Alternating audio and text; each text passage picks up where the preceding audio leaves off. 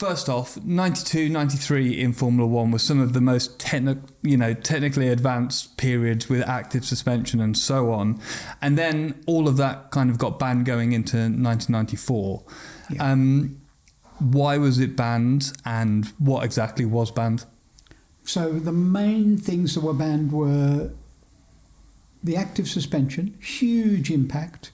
Active suspension allowed us to have effectively softer setups that gave us great mechanical grip. So low-speed grip was really benefited, but also you were able, for example, to have, we used a push-to-pass button. Ferrari did it automatically, but we gave the driver control over the ride height with a push-to-pass button, which instead of being in the high downforce setup, so aerodynamically you could optimize the car to maximize downforce at a certain ride height.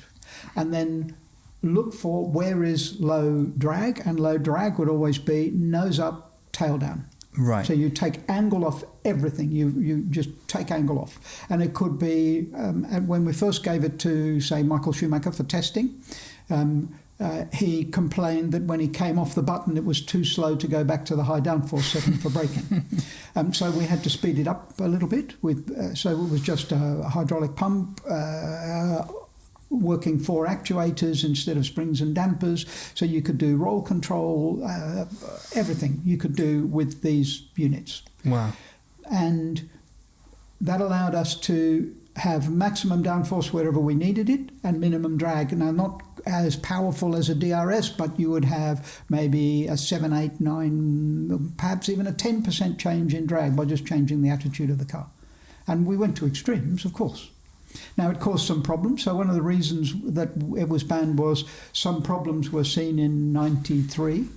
At one race, Gerhard Berger in the Ferrari came in for a pit stop, came out of the pits, put his foot down, and he was in low drag setup because the computer said, you are on the straight.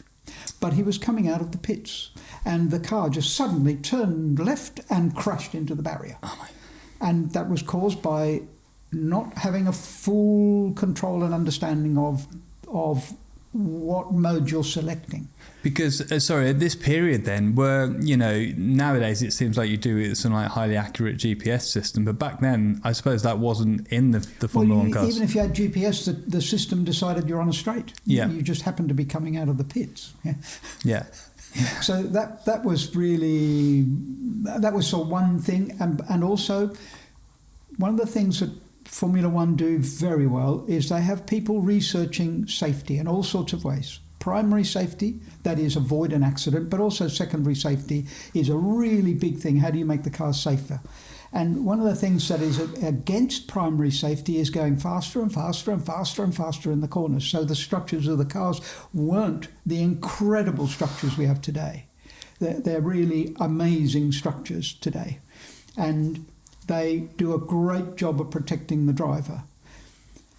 And so the rule makers were concerned about the safety of the cars, and the aerodynamics was also going crazy, but the biggest thing were the mechanical things, and also they felt the drivers were getting too much help.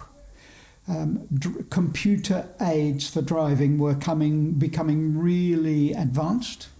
So we were investigating ABS, looking at making that work in a racing sense, and the traction control meant the driver could just slam his foot on the accelerator whenever he wanted a little bit of power, and the computer would sort it out. So yeah, just to kind of, from a driving perspective, when you have ABS or good, really good ABS, when you have really good traction control, the finesse and the refinement of the driver is kind of taken away somewhat, and a driver who might be lower, not quite as skilled, can also be quick. A driver like me would love it because I'm not that highly skilled, not like a Formula One driver, and those aids mean that you maintain control. Instead of losing control, you maintain control. Sure. Yeah. Sure. And so, yes, it means that the highly skilled drivers have a smaller margin than they would otherwise have. Yeah, exactly. So then going into 1994, all of that was stopped. Yeah, and the reason was they wanted to make the cars safer, and, for example, rather than force tracks to take spectators further and further away, they wanted to just slow the cars down a little bit and make them safer. Now, unfortunately, in 94, we had realised, through lap time simulation software, through a lot of analysis, we'd realised that putting more and more energy into the aerodynamics of the cars meant that you could really drop the lap times. And between 93 and 94 at Benetton, which is where I was, we made a really big step forward. And the same happened at Williams. They also made a really big step forward with the aerodynamics of the cars going into 94. Right, okay. So they were still flat-bottomed in 94, right? It was the last year of flat-bottomed, actually. Yeah, last year of flat bottoms, yeah. Yeah. And so going into the 94 season, you mentioned you were at Benetton. What was your role at Benetton? So my role at Benetton was head of aerodynamics, but I also ran the, let's say, vehicle performance side, the lap time simulation. So it was a bit more than in the day a normal head of aerodynamics would have done. Right, okay, because it was kind of was it a smaller team back then? Is that because it was a smaller team, and also because I arrived with a lap time simulation code in the 80s. The team didn't think that you could do that in Formula One at the time, in the mid 80s. So in 85, I predicted lap times and cornering speeds and which gear ratios and aero settings would be ideal for the Adelaide circuit, where no team had been. It was a new circuit. Right.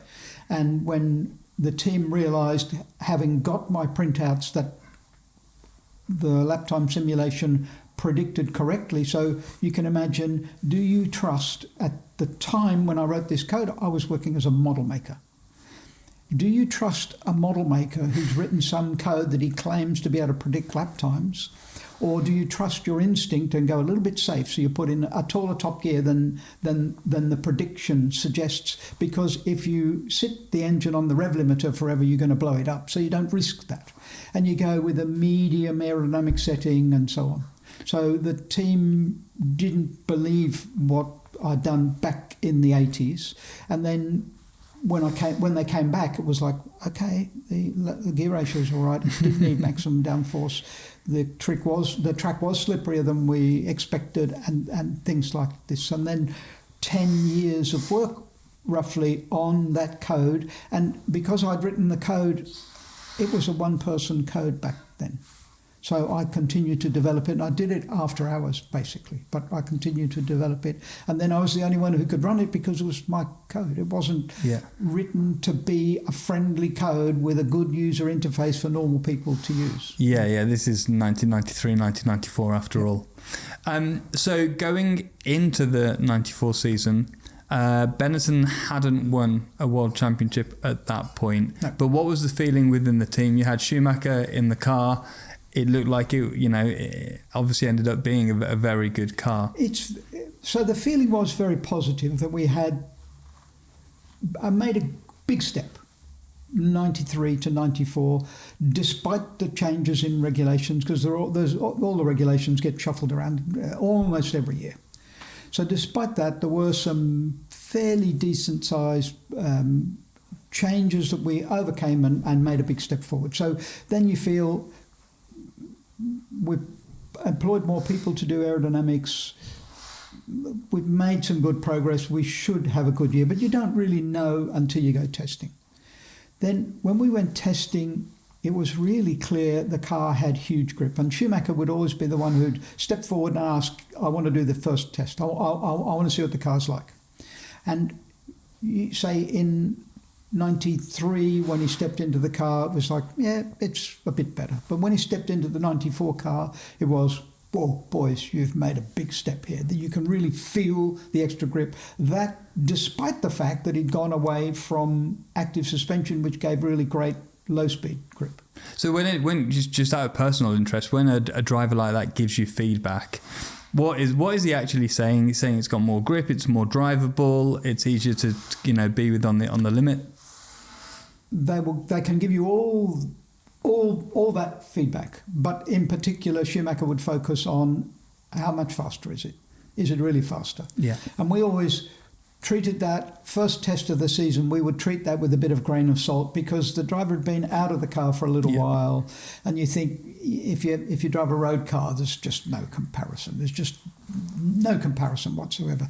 So we always thought, let's wait and see. Yeah. And then in testing, it was clear there were two teams that had done a really good job. So going into the season, and for the first few races, Schumacher won the first 4 races of the season that year.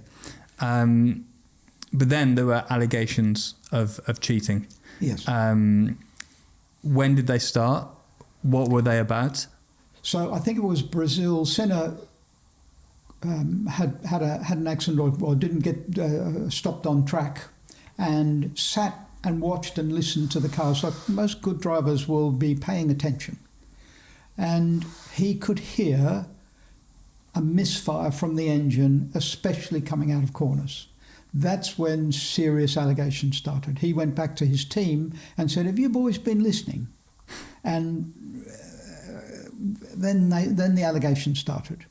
So I presume that he was hearing the light fluffiness of the engine tone. The traction control system that Benetton used when it was legal, I also ran in my hill climb, which I shared with the head of electronics at Benetton, Richard Marshall. And he was asked to develop a system. It wasn't even so much for Schumacher, but our other drivers would complain, especially, so we had periods of time when we were getting a lot of horsepower, then we changed to a normally aspirated engine, you take a drop in horsepower, then traction's not so much of a problem.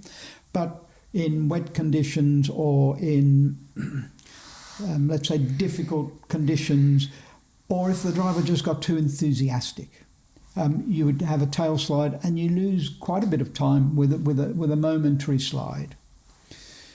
So Richard was asked to develop a system and thought, well, the easiest way is to spark cut. He spoke with Ford, with that previous engine supplier as well, but with Ford, and talked to them about what's the best way. And so the best way would be to use a combination of fuel management and spark retard, and then ultimately, if you need to, spark cut. So was this before 94? This was the system before 94? Correct. Yeah, okay. And to make it easy, Richard thought, we've got this hill climb car we share, why don't we test it out on the hill climb car? That way I can test if the electronics work. So we had a 4-cylinder engine in a little Peugeot 205. I was driving it extremely enthusiastically, sideways in most corners. And the traction really did help me to... So when I got the extreme traction controller told me, "Willem, you're being a little bit over the top." Yeah. And we would randomly cut sparks depending upon the ratio between speed of the non-driven wheels, which were the rear wheels in our case, compared to the average speed of the driven wheels. And as the percentage speed difference increased, we would increase the amount of cut, the number of cylinders that would be cut. Okay, so just to break that down a little, so you have the driven wheels and the non-driven wheels. Non-driven wheels should be the average of the two, should be the vehicle speed, right? Very close. And then you've got the driven wheels. So if you've got the driven wheels at, I don't know, 100 miles an hour, and then the non-driven wheels at 90 miles an hour, there's a percentage difference there. If it goes above, if there is actual wheel spin coming, then it starts to cut the engine, and that ramps up as the percentage difference gets bigger. Okay. Correct. Yeah. And we would look at cutting the power supply to the coil, one coil in our case. You cut the power supply to the coil in a controlled way for a percentage of time, but you also try to make sure you don't keep cutting the same cylinder, because then you'll foul the plug on that cylinder with too much fuel, and so that you need to use a little bit of intelligence. But but not too. I mean, it wasn't for a smart human being like a head of electronics in a Formula One team.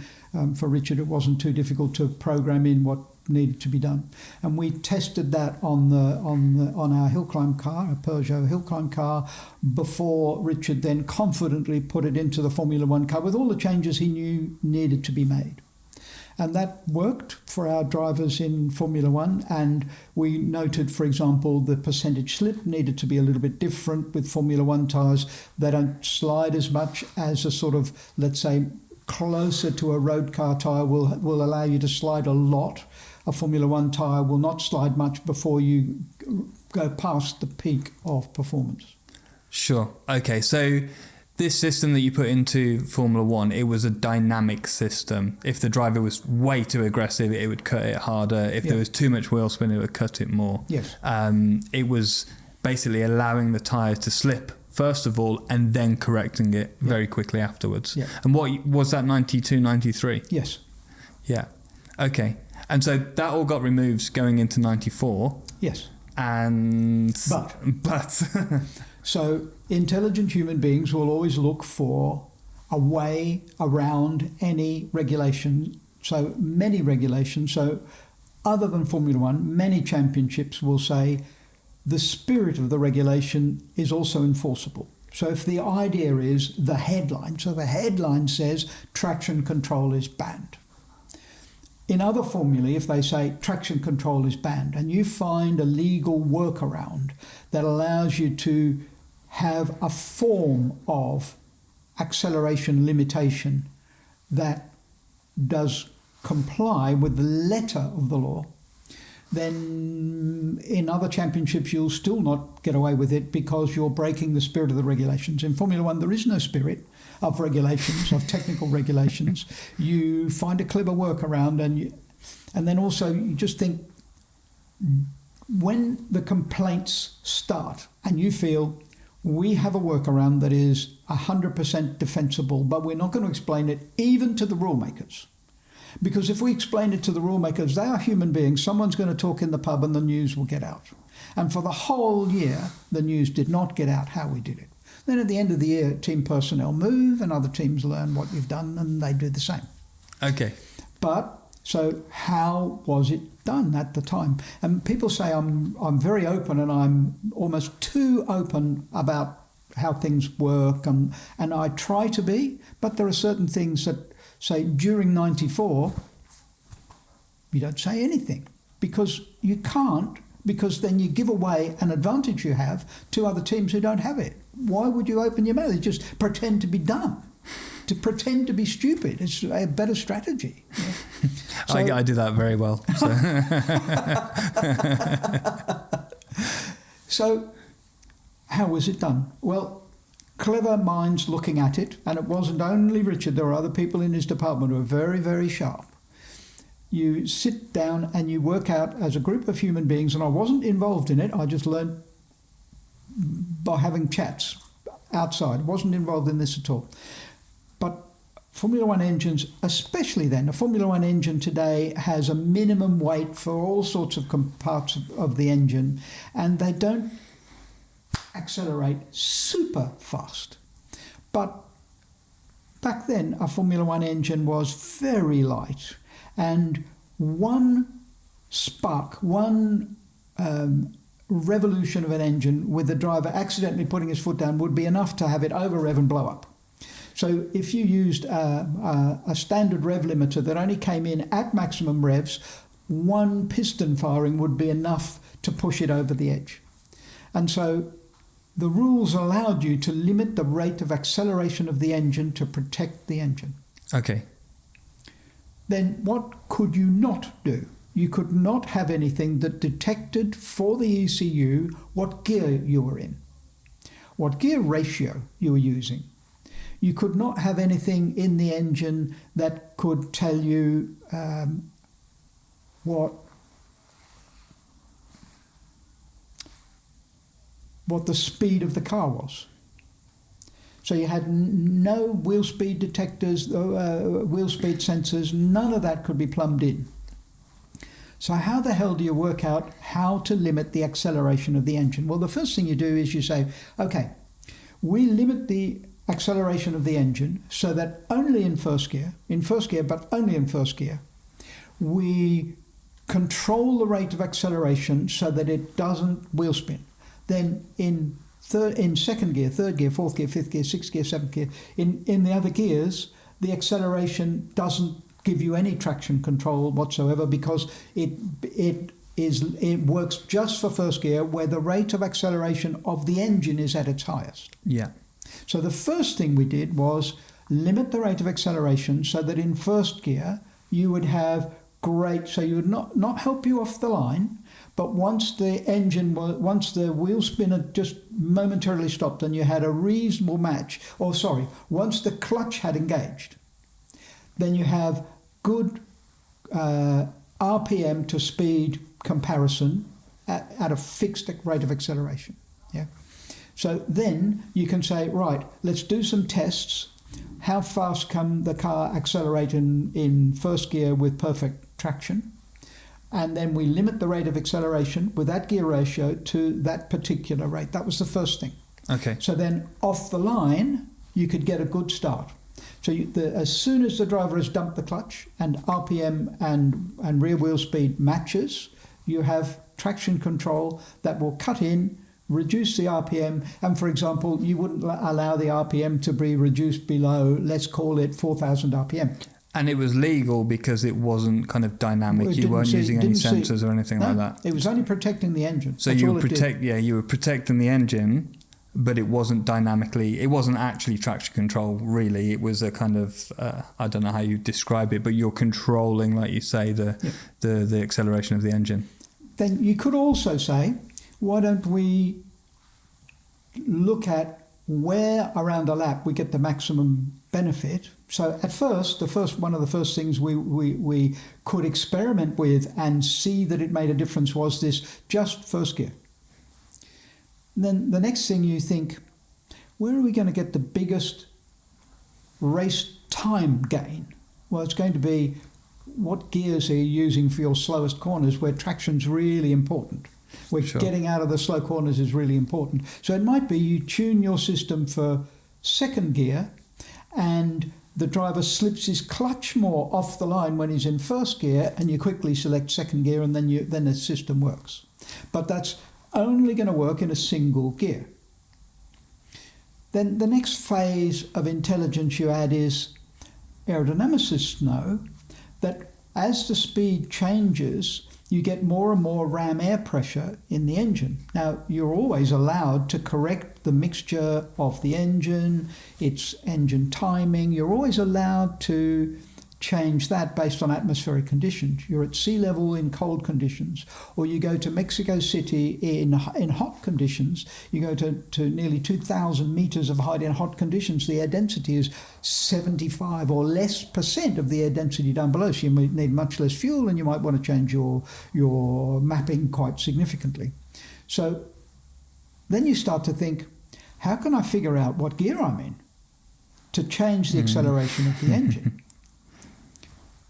So you check the atmospheric conditions at a start, you map what happens as the car goes through the gears and you correct, when you detect that the air pressure has changed, you correct for the air pressure. But now instead of the air pressure being atmospheric air pressure, you're correcting for the air pressure that has been modified by ram air. Right. And it can be, it's not a big number, but 3%, 4%. From being in first gear to being in sixth gear, flat out, yeah. Okay. And so you would then, so you're basically using the air pressure as a sensor, as a guide for knowing the kind of car speed, therefore the gear. Yeah. Okay. So then you have a form of acceleration limiting in every gear, pretty much. Now, you don't need it in fifth and sixth gear. Yeah. You just don't need it. Only on a bump, maybe. A big hole in the ground, you might have a bit of wheel spin. You don't even need it to work there. Yeah. But in the other gears, so first, second, third gear would be typically where you'd want something to work. Now, this system wasn't perfect. You had to set it up for every race, and even things, the condition of the tyre changes. It rains. You no longer have, or you set it up for the rain and then you're limited in acceleration to wet weather acceleration.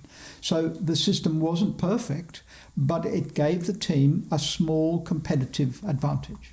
So it wasn't perfect because it wasn't dynamic, like the system that you explained before that kind of understands that the car's wheel spinning and then controls it. That can work in kind of any conditions. Correct. As the tyres lose grip, the driver might be a little bit more sideways, it will still work. Correct. But this system was absolute. It was, you're in third gear, we're going to limit the engine at this point when we believe it's delivering this kind of torque into the track. Yeah. Okay, so that's probably quite hard to manage over a stint for the driver and also for the engineers to understand where do you sit the balance of it. Yeah. So you would tend to set it up for when the tyres are at their best, and then you get a reduced benefit as the tyres age. Because if your lap time is limited when the tyres are at their best, it's very frustrating for a driver knowing there's extra grip there. The car, when you go for full throttle coming out of a corner, the tail of the car is not sliding out. It's sitting there rock solid where you've got traction. While it's on the kind of limit, while it's on the soft limiter. And so you would set it up initially just to limit when the tyres are at their best. Right, okay. And then obviously as the tyres went away, the traction would come in less. Yeah, less it and would less. come in. Well, the driver would have to manage it. Yes. Yeah. That's so. It's kind of quite. Yeah, the traction would come in less. Would come in less because it's believing the system is absolute. So it's believing there's a certain amount of grip available, and will only limit to that amount of grip. And then as the grip falls away, it kind of never reaches that ceiling again. Yeah.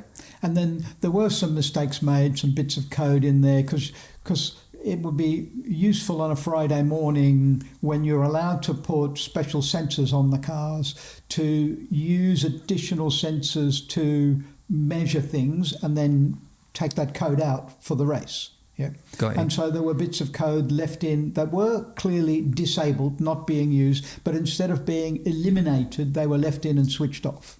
Right. Okay. And so that made the rule makers go, what's going on here? But even with the rule makers, we were definitely not explaining everything because the rule makers were not daft. They took on some people who worked at teams, including at Benetton. They took on someone from Benetton, a reasonably bright electronics engineer.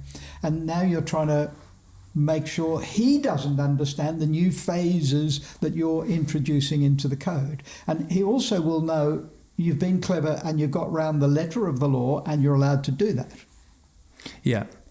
But just so a couple of things there. To go back to the traction control, it was kind of helpful, but only to a degree, right? It's nowhere near what it would be like if it was a dynamic system. Correct. Yeah, so it's very limiting and not actually for that much of the stint that you'd be on. Later in the year, and when the mechanisms for achieving this got to other teams, because people changed teams. Yeah.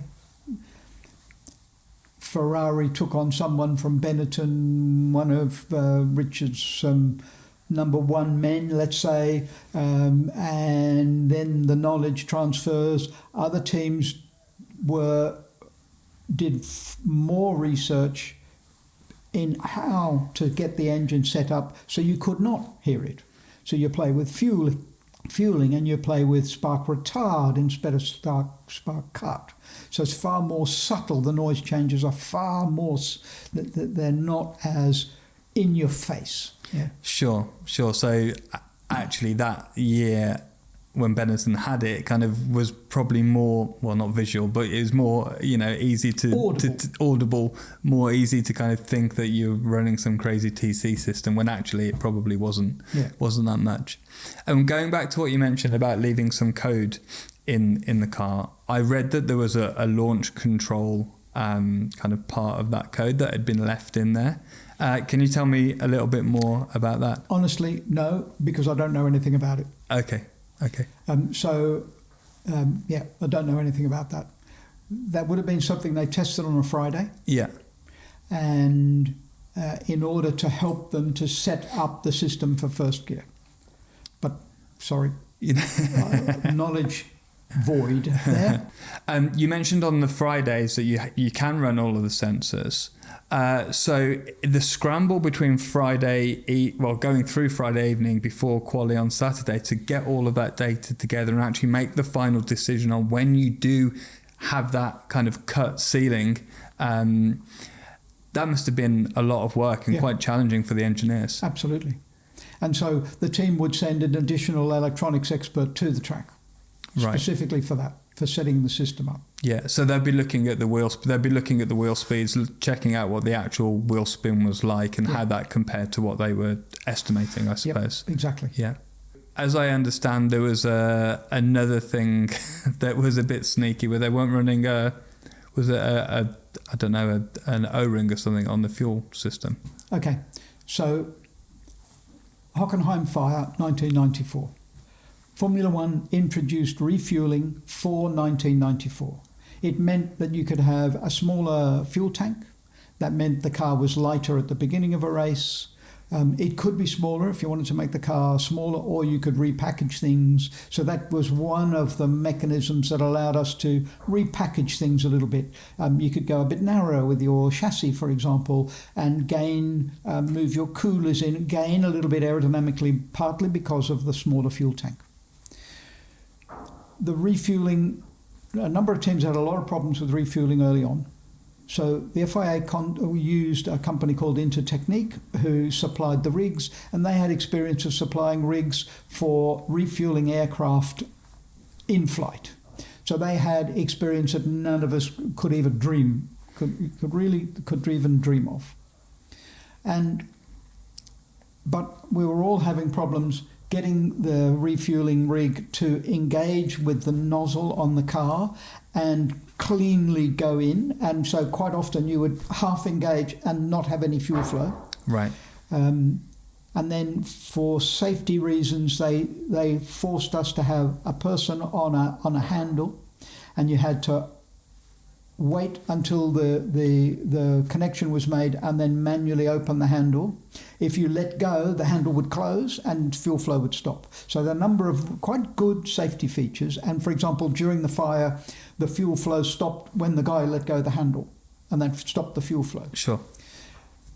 So to understand, so Benetton had removed a filter. It wasn't the cause of the fire. But what do the rule makers do? Do they say, we have a technical problem with the rig that it might jam and we might have another fire? Or do they point at the team? Well, they're going to point at the team every time. And by this stage, for me, 94 was one of my best years, and at the same time, one of my very worst years. My very worst years because we killed drivers in 94.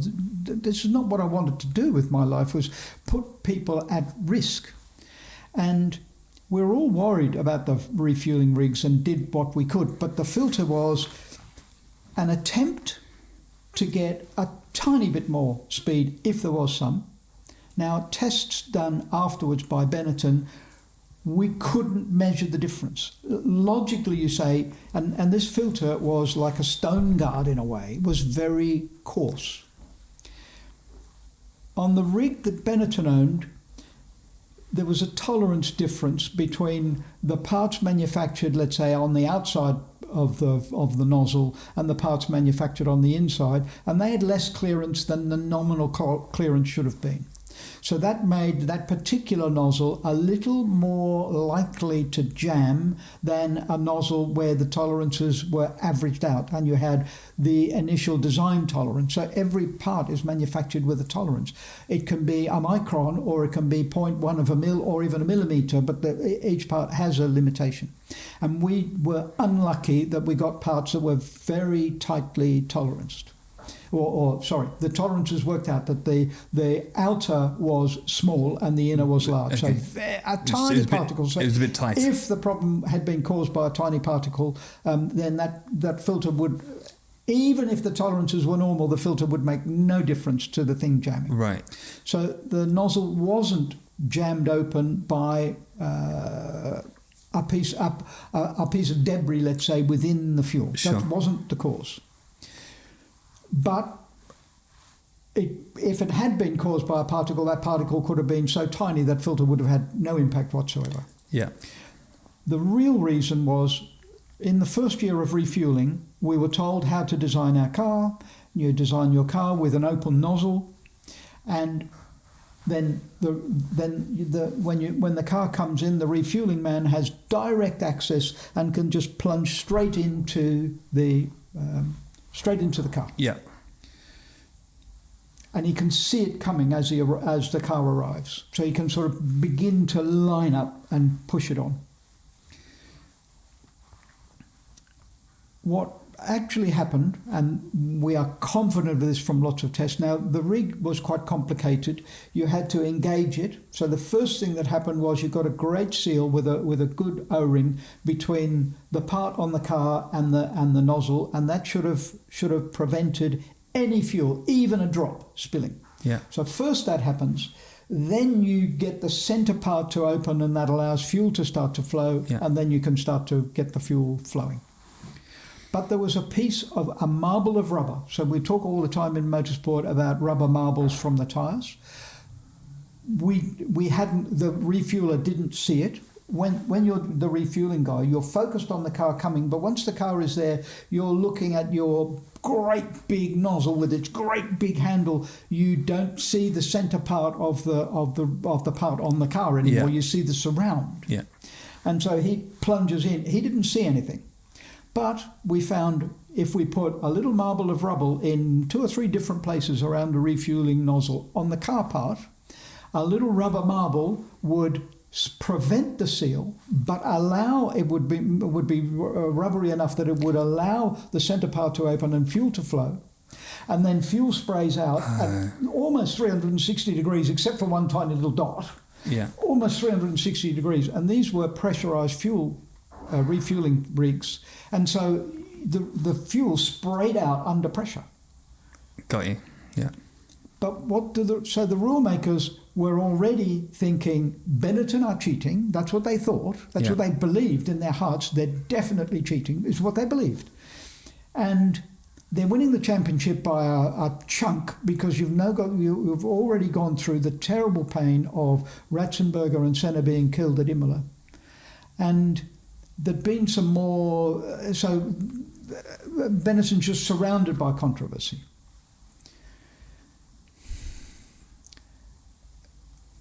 Are the rule makers going to say, we've got a problem with this rig, we don't understand what the cause is, we may have problems with other cars? And you can imagine all the teams are talking to Benetton saying, what is this? And as soon as Benetton realised, the info spread to the teams, we think the cause is this. But the rule makers were never going to make that public, because how do you make sure there's no rubber ball on that the refueling guy can not really see? It could happen again. It could easily happen again.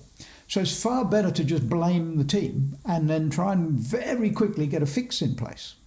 Sure. Okay. And they get £100,000 of the fine. and they get a great big fine. Yeah. And within the team, by the time it went to a hearing, the team knew we were not to blame. We absolutely knew we were not to blame.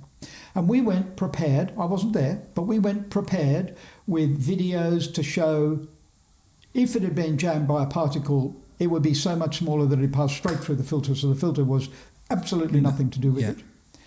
We went with an Intertechnique were quite good, that they gave us drawings and tolerancing information. So we had a pretty good understanding that there was a problem with that particular rig that made it much more vulnerable to a little bit of a kink that might make it jam.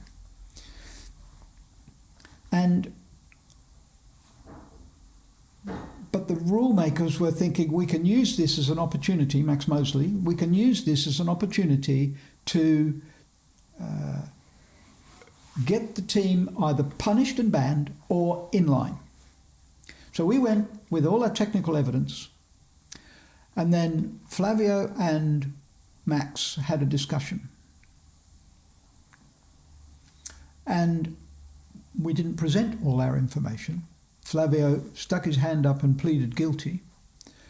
But he was told what would happen. Case 1, you plead innocent, you will be found guilty, and the punishment will be you're out of the championship completely.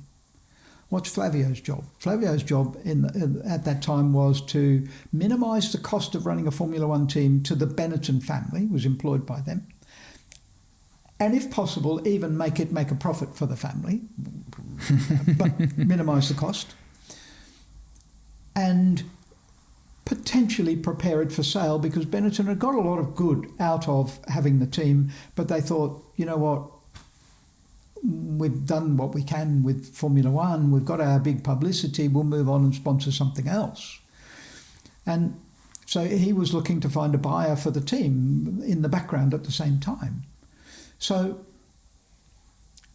he's thinking, I'm not doing my job if scenario 1, you claim innocence and you present your evidence, we'll find you guilty and ban you from the championship. He's got a team worth nothing and a huge cost, and the fine will be astronomical. You plead guilty and the fine is under control and you're allowed to continue with some penalties.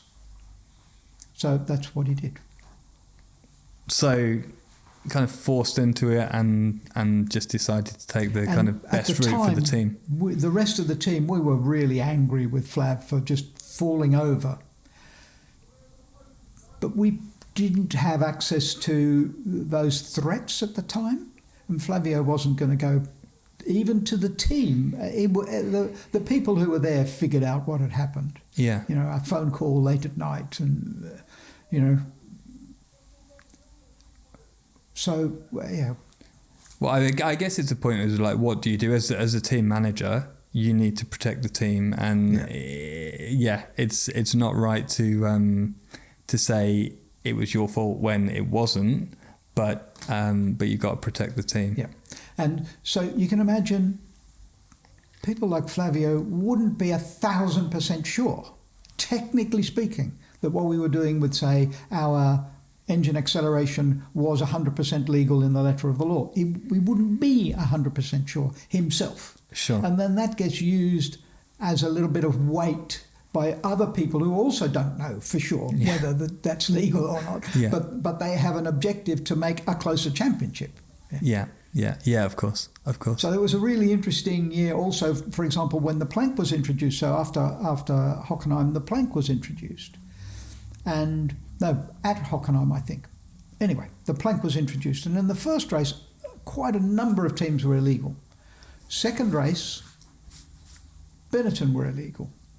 We got punished. So the warning went out. Illegal as in it had worn away too much. Worn away too much. And so the plank is made of synthetic wood, and it was only allowed to wear 1 millimetre. That's not a huge amount. Yeah. A 10 mil synthetic wooden plank. And it wore a bit more, and the guys there was a performance advantage in allowing the car at high speed to go a little bit lower and to wear the plank a little bit more. And so I'd say we had pushed the boundaries there, but we got a severe punishment where other teams who were found were given a quiet warning and wasn't made as public. And was that? Do you think that was because just the team at that point were dominant? Yeah, and they just needed slowing down. They needed a close championship. Yeah. And so the team were a bit upset about various of these things happening, but the truth is, without those interventions, Michael would have won the championship months before the end. Yes. Yeah. Would not have gone to the controversial last race. It was a bit of it's quite a year, wasn't it? It was. There was a lot going on. Disqualified twice. Amazing year. And there's a good book out about it, but it is an amazing year. Yeah. Yeah, I remember it. I mean, I was only 9 or 10 years old at the time, but I remember that year. And it was wild. Not quite understanding the kind of intricacies of it, but, all of the cheating allegations, obviously, Ratzenberger and Senna, and then the disqualifications for Schumacher, and then the kind of final race as well in Australia. Yeah, all very, very controversial. But it was, for me, I learned that politics is alive and well and living also in Formula One. Unfortunately, I don't I think it would be nice to have a pure engineering formula where you could eliminate politics, but politics is in all forms of life, unfortunately. Yeah, it's a human thing, right? It's a human thing, yeah. And so I learned that there is politics in Formula One, that it is very powerful, much more powerful than any engineer can be in general. If they want to be more powerful, they can be. But I also learned with the amazing publicity, let's say, that Formula One got in 94, the TV audiences for Formula One in 94 skyrocketed. More and more people watched because it was, wow, it was amazing. Amazingly fast cars, but also a lot of controversy and heroes and villains, which you need as well. And we have a bit of that in Formula One again today. Happily, it's getting close again, the championship. There isn't one. And when you have a dominant driver that you do have at the moment, a dominant driver in a dominant car, it tends to destroy the expectation of a different winner every now and then. Yeah. And by having that excitement of a different person can win, we absolutely have gone back to the beginning of this year. Everyone's thinking, okay, it's another, forget it, Red Bull Max gone. But now there are a number of teams that are much closer. And we also saw that it's far more difficult for the championship leader to overtake other people if, for example, he starts behind for whatever reason. So now the championship is really good fun. And the cars today, cornering speeds are amazing, really stunning. Yeah, they're unreal. When you see them in real life, just through some quick corners there. What would be the ideal scenario is someone takes you out in a touring car, flat out. You see the lap time, and then you watch that on telly, or you watch it live. Now, you've got to watch it live. Then you see a Formula One car come past. Overtake the touring car, yeah. Yeah, exactly. You experience how high the G is in a touring car, because it's still high G for a person who's into a road car. Yeah. It's very high G in a touring car. Yeah. And then a Formula One car just goes... Yeah, exactly. I've done some test days at Donington before in old F1 cars, and it's just anyone can run anything. And so you really, even when you're in an F1 car, you don't quite realise how quick it is. It's all relative, right? Yeah. Obviously it's quick, but then when you put a normal race car on the track, you're kind of cruising around in second, and they're on the limit. It's crazy. Yeah. So yeah, absolutely fascinating. Okay, Willem, thank you very much. Our pleasure.